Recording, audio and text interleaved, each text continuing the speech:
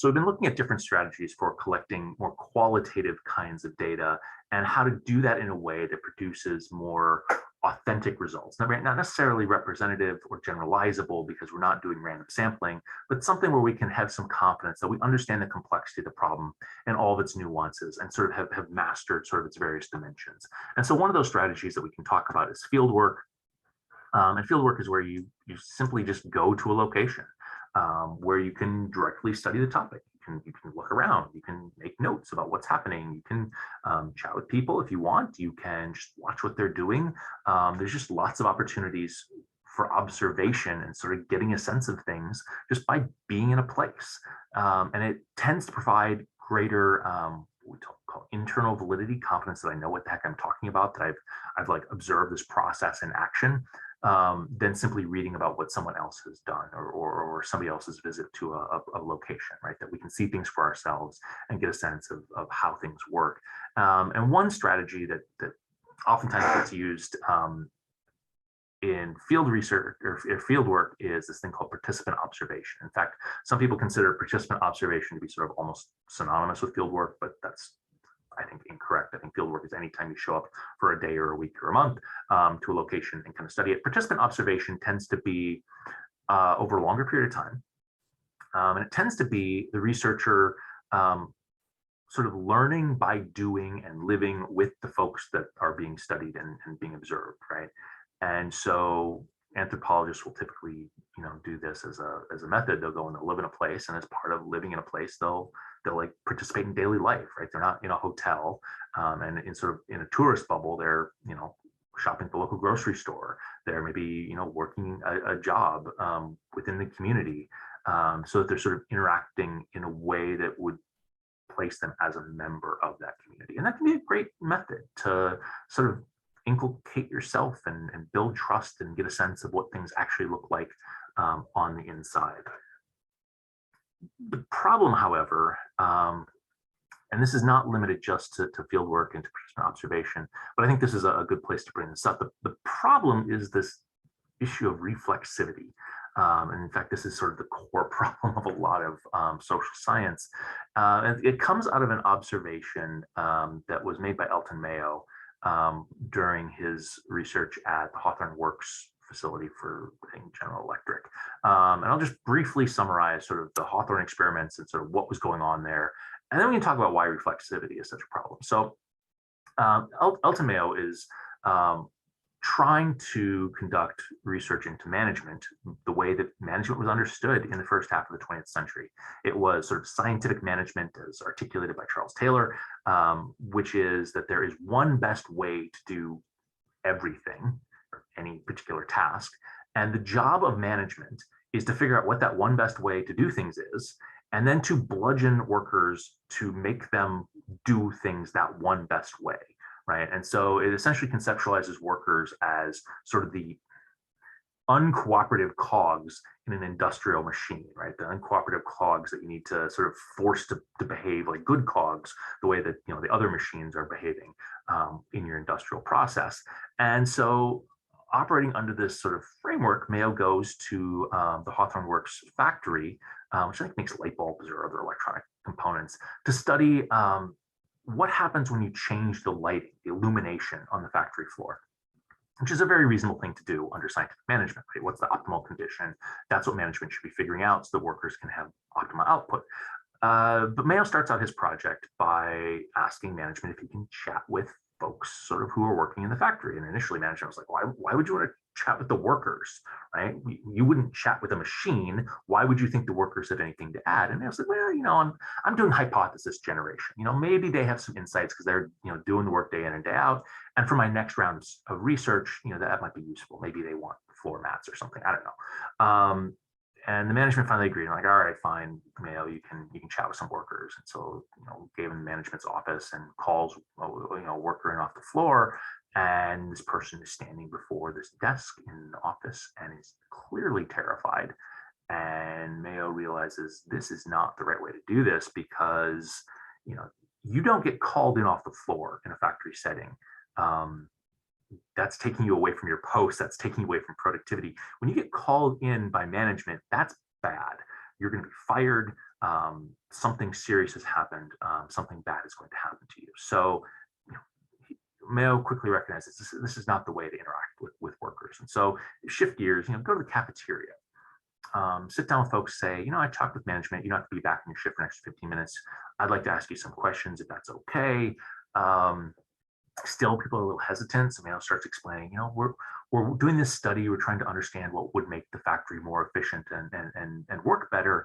And I could really value your opinion on that. And people are still hesitant. So Mayo sort of shift gears and starts, easing into those conversations. He says, tell me about yourself. Do you have kids? And the person's like, oh yeah, I have kids, ages 14 and 12. And Mayo's like, oh, here's my children. Pulls up the wallet, shows pictures of the kids. Suddenly the workers are showing pictures of their kids. They're having a conversation about T-ball, and that morphs into a conversation about Major League Baseball.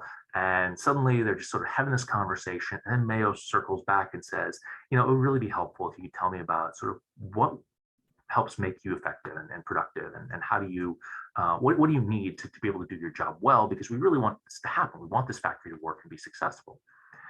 So this is just Mayo sort of interacting with workers like they're human beings, which is kind of a novel thing. Then he goes and tries to run his experiment. And so first day he's got the lighting normal and productivity goes up, and the next day he cranks the lighting up so it's blinding and productivity goes up. And the day after that, he has folks working in like near total darkness, and it's a record-breaking day. And Mayo's initial reaction is like, this is ridiculous. Like, what is happening? How is it that productivity keeps going up when I do random stupid things with the lighting?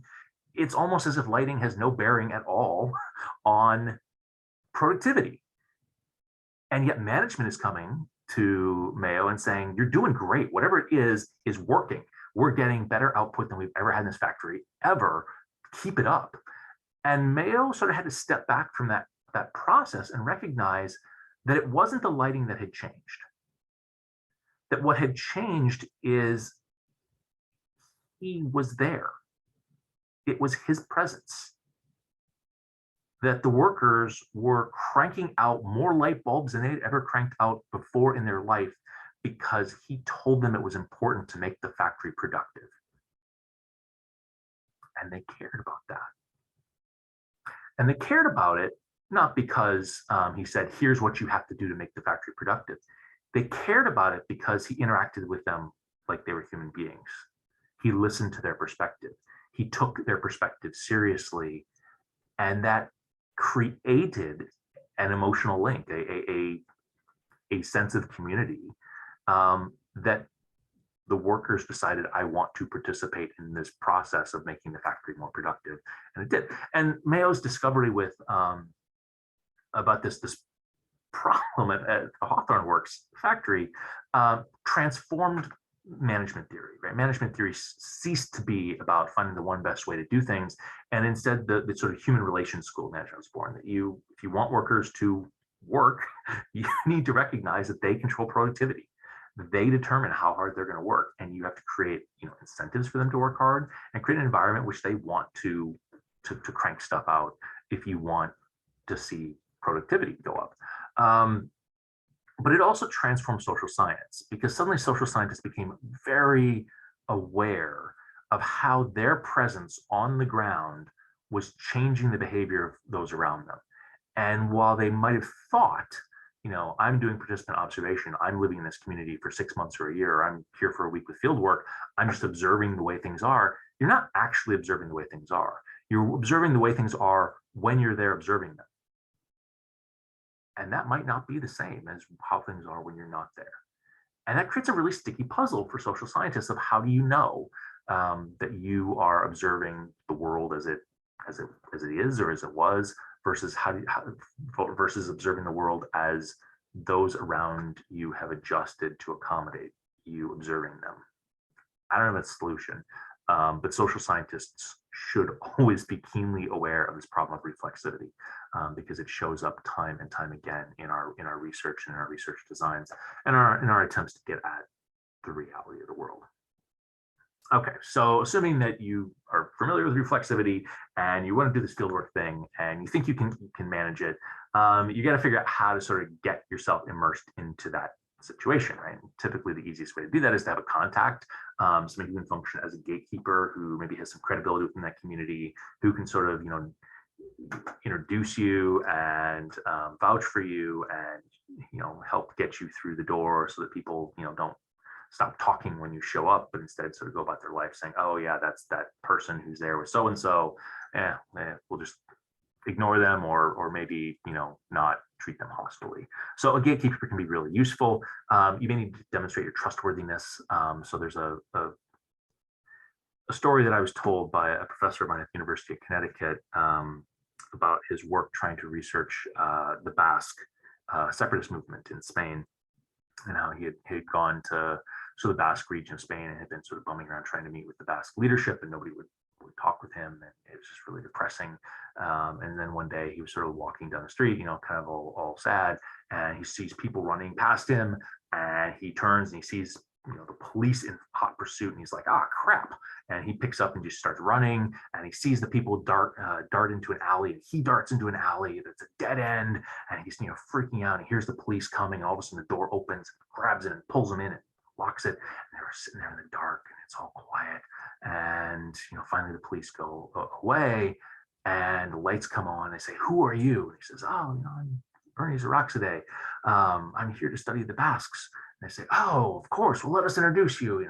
And what had happened in Ernie's story, and he was very proud of his story when he told it, but what had happened was he essentially demonstrated, I'm with you, I'm not with the police, because when the police were chasing you, my instinct was to run, not to trip you.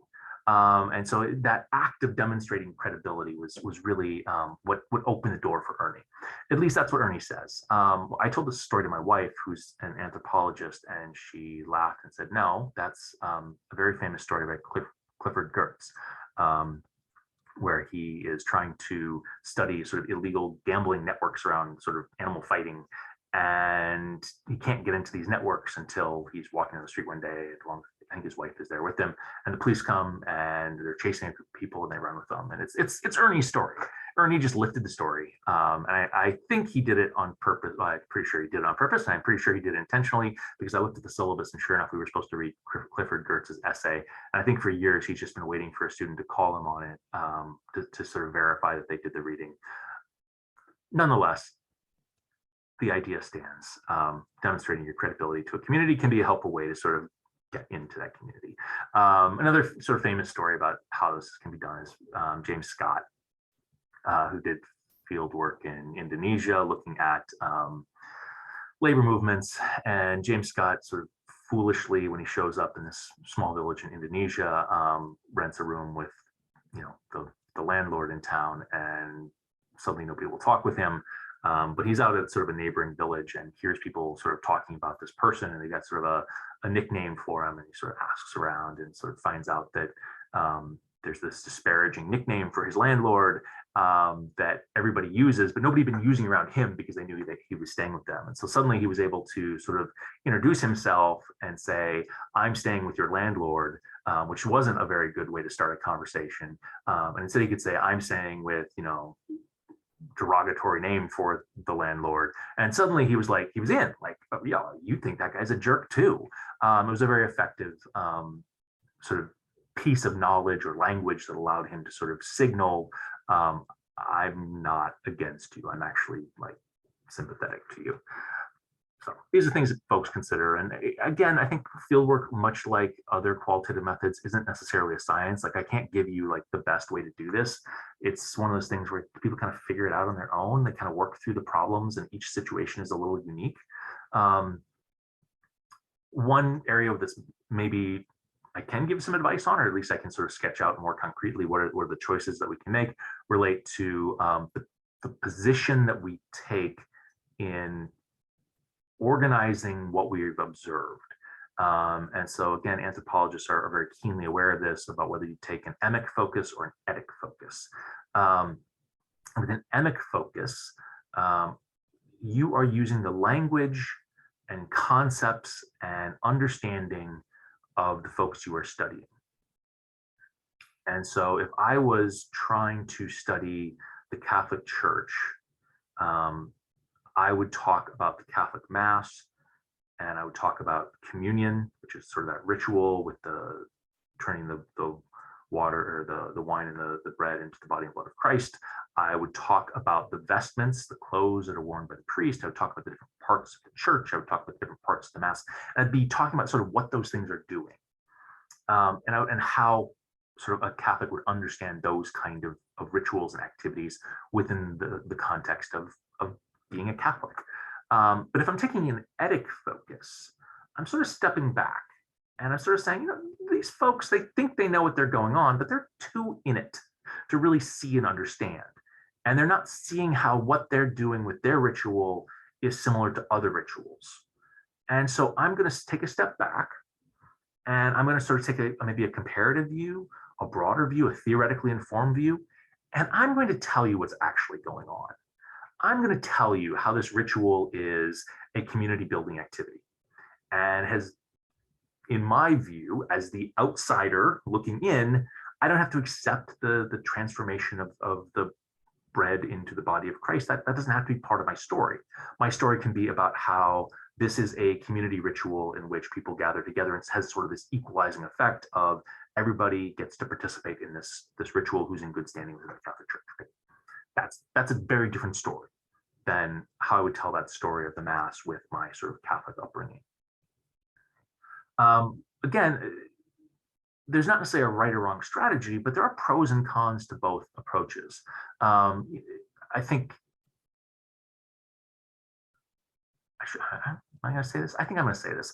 I think a lot of folks on their sort of initial take would view an emic approach as more, I'm using this in the loose sort of casual word, authentic, right? You are presenting the story and the picture of what is happening. You're allowing people to describe what's happening in their own words. You are reporting what is happening. Whereas with an etic focus, you've kind of put yourself as the researcher in the very center of that story, and you are creating meaning for that story. The dirty little secret is you're doing that anyway with the emic process because we can't write without creating meaning, but you're doing it very overtly. You're bringing in outside stuff. And if you showed your etic sort of analysis to somebody sort of within that community, they might look at that and say, I have no idea what you're talking about. Like, that is not at all correct.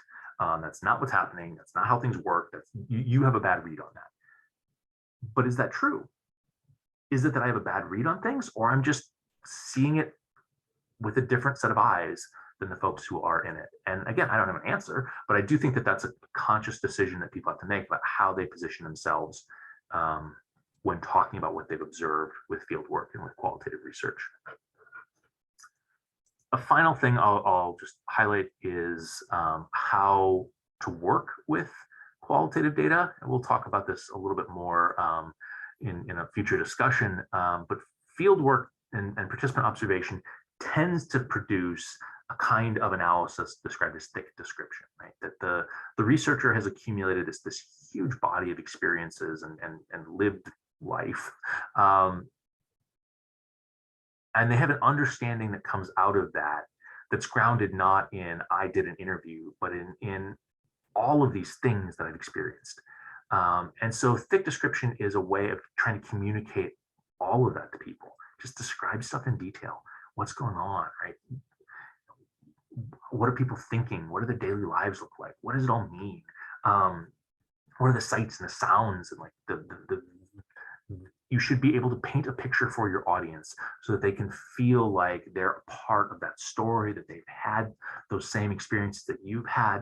And the idea of doing all that is that I can't tell you what it means. I can't tell you sort of my thesis and have that be credible unless you understand the whole context around it. Like I have to paint the whole picture because it's holistic, right? It's the whole situation. And when you understand the whole situation, you can understand why I'm making the argument that I'm making.